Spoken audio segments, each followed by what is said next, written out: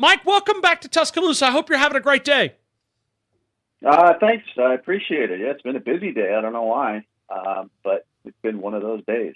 Mike, you've been in recruiting for so long. When you look at Nick Saban, what has he done to flip the script, going from not very good in recruiting, a lot of people questioning, not you, I'm sure, but from a local standpoint, a lot of people are like, okay, what's happening here in recruiting? And now he's kind of flipped the script a little bit. What's led to the success? I just don't think there was any reason to panic. Okay. At all, ever. I mean, they lost a couple commitments early in the process this spring, and they had more decommitments than commitments, and people were freaking out, and they were in the 70s and all this. And it just doesn't matter. It's Alabama. I mean, they were going slow. They could have filled their class in May if they wanted to. Okay. But they wanted to wait on the guys that they coveted, and they landed those guys. So I don't think anything's changed. I just think people were impatient because so many other schools were taking as many commitments as possible, Tennessee being one of them, and one of those kids being Dylan Brooks, who was an in-state kid, and people were freaking out and saying, well, Tennessee's got 23 commitments. We've got 5. What are we doing? We're done.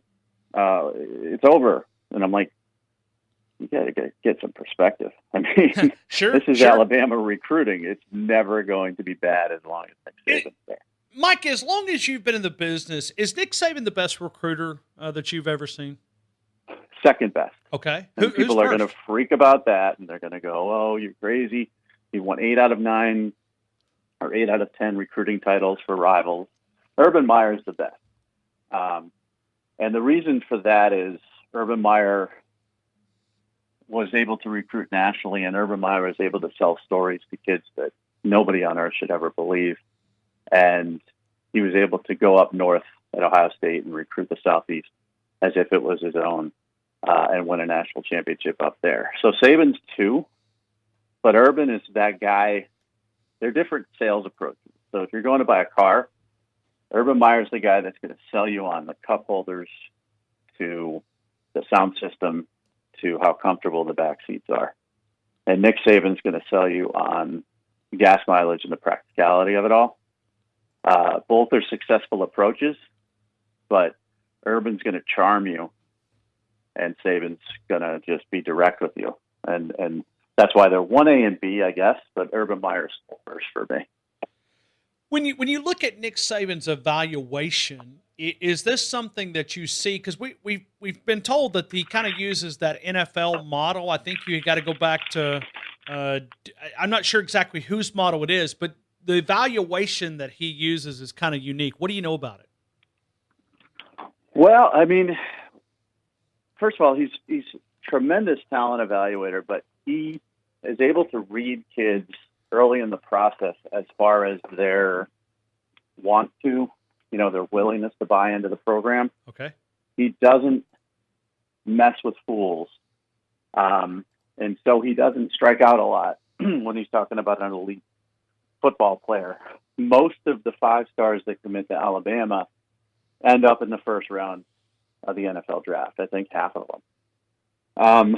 And that's amazing, because usually every great coach runs into a few of them that are just absolute knuckleheads.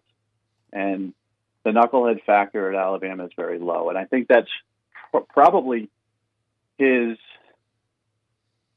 biggest strength, is not only as a talent evaluator, but as a personality evaluator, and finding kids that are going to buy into a system and not, need to be coddled. Mike, when you go to the Brockemeyer brothers there, when you talk about that win coming out of the state of Texas, give me both sides. A Nick Saban win, but how upset are Texas fans with losing these legacy players to the state of Alabama? No, Texas fans are not happy at all, because you got to understand it's a double whammy. First of all, these are legacies with so many ties to Texas that there's no way on earth they should have lost them. But then you throw in the fact that we're in a pandemic where kids are less likely to go away from home, and they still left. That's a real stinger for for Tom Herman and his staff. And, I guess losing to Alabama there's nothing shameful about that. Ashawn Robinson left Texas to go to Alabama, but losing legacy recruits during a pandemic is really hard to swallow. So, I didn't believe it. Bone was telling me for the longest time, this is a done deal and Alabama's getting these kids and blah, blah, blah. And I listen to Andrew Bone a lot, but I also know that Alabama is one of those schools that's confident about everybody. So you got to temper that sometimes and say, but are they really going to get these kids? And I didn't believe it till probably like a couple of weeks before it happened. And then I finally bought in and said, these kids are leaving and they want to go to Alabama because they want an NFL career, and that's where they can get one. Mike, when we talk about expectations, you got to be honest. Alabama drives expectations. We have guys that don't even arrive on campus, and they're already talking about, Heisman Trophy winners and different things that you paint with these expectations. Bryce Young, what are fair expectations for him going into year number one? Oh, that's a good question because these kids are so hyped nowadays out of high school. I guess it's not much different than the 2007, Jimmy Clausen days. But when you see players like Trevor Lawrence, win the national title as a freshman, or Sam Howell do what he did in the ACC last year as a freshman, or, some of these first-year transfers, like Kyler Murray play 1 year and just dominate. You expect so much from these kids. And the Kyler Murray comparison is a good one for Bryce Young. He's a small kid, whip arm, can run, very, very, very athletic, but also just a proven winner. Kyler Murray didn't lose in Texas, and Bryce Young didn't lose in California. So expectations for me are that he's going to play, and he's going to play a lot, because I don't think Nick Saban wants to get a Jake Fromm, Justin Fields situation going in Alabama, where you've got Mac, who's a good quarterback and knows the system, but you can't just pop Bryce Young in there and have him run around for a few plays and expect him to be happy and not transfer. You have to play Bryce Young, period. That's what they told him when he flipped from USC, and that's what I think will happen. I think he's the starter by week 3, if we have a season, which I hope we do, but I think he's the starter by week 3. So you think he beats out Mac Jones that early?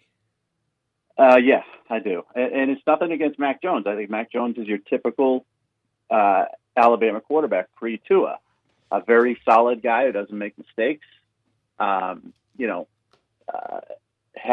arm talent, but isn't a guy that's going to wow you. A lot of people think Mac Jones is going to be Joe Burrow. A lot of people think Kyle Trask is going to be Joe Burrow. Joe Burrow never existed before Joe Burrow. So I'm not going there, where I think he's going to be a Heisman candidate and all that. I think Bryce Young's ability to improvise and make plays on the move is really going to help him win that job. If, you just never know also with injuries. But I just can't see Bryce Young sitting on the bench for the entire season. And I think if he's going to win the job, it's going to be early rather than later.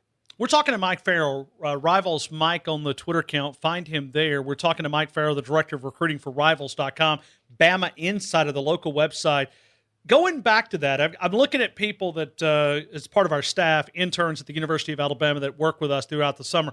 One of the guys has got a mask on that says Mac Jones for Heisman. Mike, you've just made him collapse over in the studio. He just went like limp over there when you said that Bryce Young. I'm in the minority, though. I'm in the minority. Most people think Mac's going to be the guy, and Bryce is going to have to wait. So more people agree with your guy than they do with me. But Mike, when you look at it, let me ask you this, and this is my mind. I never played the college game, unlike most sports radio guys. I was an All-American, All-State, All-Conference, nothing. I was nothing. I played on the Smurfs on Monday on a football field where the non-starters got to do a scrimmage. Okay, that was my highlight of high school football. But when you look at the elementary, and I say elementary, but because of this no spring, you almost think that they're going to have to back down a little bit and not go with a full playbook. Does that help Bryce Young? Does that make Yeah, sense? yeah. Well, and the talent around him certainly helps Bryce Young as well. It's like it's not like Bryce is coming into a situation where he's got to take his bumps and doesn't have people he can rely on to get him through the hard times. I mean, Alabama's absolutely loaded along the offensive line. They've got Najee in the backfield. They've got amazing wide receivers. They have a lot of things that can make it easy for a true freshman quarterback to come in and look the part right away. Now, on the flip side of that, they've got a lot of pieces in place that can make Mac Jones look like a Heisman candidate. The only reason I'm saying Bryce Young is going to play is because of the transfer portal and how prevalent it is and how it can set your program back if you don't make the right decision. I mean, Georgia with Justin Fields last year, might be national champions. Georgia with Justin Fields this year might be national champions. Alabama can't afford to let Justin Fields get away because he didn't feel that he was getting the proper shake. And Nick Saban's not one to coddle kids, but he's also smart enough to know that someone in our own conference made the same mistake, and we're not going to make that mistake by letting Bryce Jones just be a fill-in guy and a mop-up guy. At the very least, there's going to be Bryce Jones packages, but that doesn't even appease these kids. Bryce is a good kid, but he's got an ego the size of the state of Alabama. And he's got a dad who thinks he's the best player on earth. And those guys are going to want him to play. So all of these are factors that people don't think about. They just sort of look at this 5-star kid and he's going to have to wait his turn. And maybe that's the case, but I don't see it that way.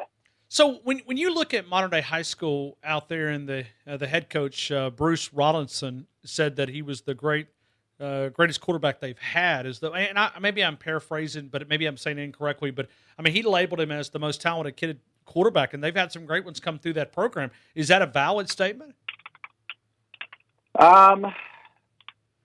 Yeah. I mean, Matt Barkley was the greatest when he was there, and then Matt Leinart was the greatest when he was there, and then Todd Marinovich was the greatest when he was there. So I think we're in the day and age now where the hyperbole around kids is just expected. The word greatest is thrown around too easily. And I think that's just kind of the soundbite people want to hear. So it doesn't surprise me to hear him say that. But I will tell you this. I mean, Matt Leinart won a Heisman, and he was amazing. And Matt Barkley was, at the time, one of the best quarterbacks to ever play in California, and he was the only modern-day high school freshman starter. Marinovich was supposed to be the next god of football.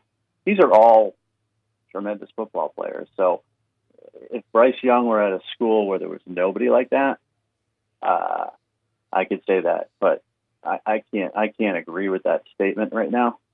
We're going to have to wait and see. And Matt Barkley didn't pan out that well. He was okay. He's still in the NFL, I think. And Leinart didn't pan out in the NFL at all, but he did win a Heisman. Bryce Young could have a great career, or he could be in the portal playing at USC in a couple of years. We don't really know, and that's the fun part about projecting rankings on kids. Mike, final couple of questions. When you look at the locker room that looks like something out of Hollywood, you look at the sports science facility, you've got David Ballou and Dr. Matt Ray, the director of sports science, director of sports performance. They're new. We're trying to learn their impact, but the eye-opening facility, does that really help out with recruits? I mean, does a guy go, hey, man, they got a waterfall going through the side of the wall? Does that really pay off that big on the recruiting front? It does, to a lesser extent than during the arms race. And the arms race was probably about a decade ago when every school was trying to one-up the other school, and they still are. But when it comes to the size of the weight room or the bells and whistles of their football-only facility, and I guess you could say it's still going on with the slide at Clemson and all that other stuff. It's nice. Kids love it. It's important on your visit to be more impressive than the last school he visited or more impressive than the next school he's going to visit. But now more than ever, kids are driven by the NFL, period. And now name, image, and likeness is coming into play. And they want to go to a place. Doesn't matter whether it has a waterfall or a 4-story slide or whatever. They want to go to a place where people have been developed as NFL football players before them.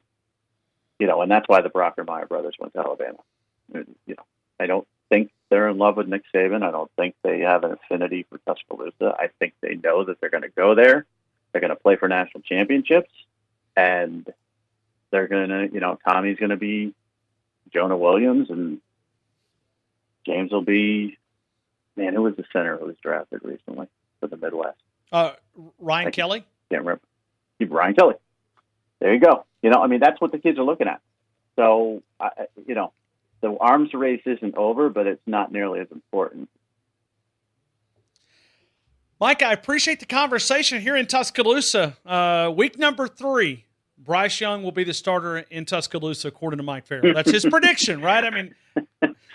Yeah, tell Tony that. Tony and I argue about that all the time. But Tony thinks that Nick Saban's just going to stick with the norm of just the next guy in line. And we feature Tony quite often. Tony thinks Mac is a Heisman winner. He thinks Mac's going to be Burrow. He thinks he's going to win the Heisman and be a top 10 NFL draft pick next year. And I love Mac. Mac's one of the nicest kids, one of the best personalities I've been around in the last few years of recruiting. Hilarious, just so funny.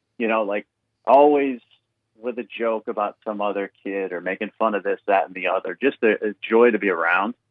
Sure. And a good player. But he's a head coach of a sorority flag intramural football team here in Tuscaloosa. I don't know if you know that. Mac Jones is the head coach. That I didn't know that, but it doesn't surprise me because Mac is a great kid and Mac's got the personality to be a superstar. But they didn't get Bryce Young to sit him. And that's the only point I'm trying to make to Tony is that, he was committed to USC. That's where he wanted to go. Something Nick Saban and that staff said to him come to Tuscaloosa. And it's not sit around and wait. It's not be Jalen Hurts and get, ousted. It's be Tua and be Tua right away. And I think that's what is going to happen. You can read his work on Rivals.com. He's the director of recruiting, Mike Farrell. You can connect with him straight up on the Twitter account. It's Rivals Mike, @RivalsMike. The local website, BamaInsider.com, with Tony Sakalis and Andrew Bone and Alex and all those guys, Kyle Henderson, covering the University of Alabama, BamaInsider.com. Mike, thank you for your conversation. I hope you have a great rest of the week. All right, no problem. Thanks.